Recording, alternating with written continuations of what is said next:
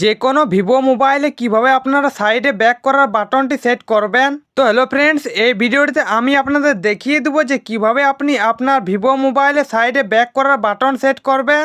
আর এই ভিডিওটি দেখার পর যদি আপনি আপনার ভিভো মোবাইলে সাইডে ব্যাক করার বাটনটি সেট করতে পারেন তাহলে ভিডিওটিতে লাইক করে চ্যানেলটিকে অবশ্যই সাবস্ক্রাইব করে দিবেন। তো চলুন তাহলে ফ্রেন্ডস ভিডিওটি শুরু করা যাক। তো ফ্রেন্ডস, আপনার ভিভো মোবাইলে সাইডে ব্যাক করার বাটনটি সেট করার জন্য আপনি আপনার মোবাইলের সেটিংসে চলে আসবেন।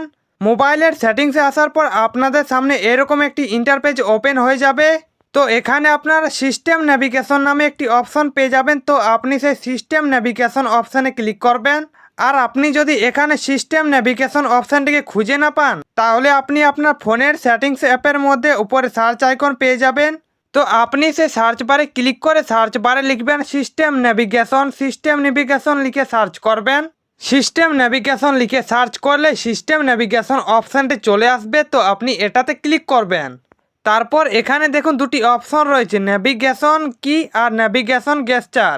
তো আপনি এই নেভিগেশন গেস্টার অপশনটিকে ক্লিক করে সিলেক্ট করে নেবেন, তাহলে আপনার মোবাইলে সাইড দিক থেকে ব্যাক করা যাবে।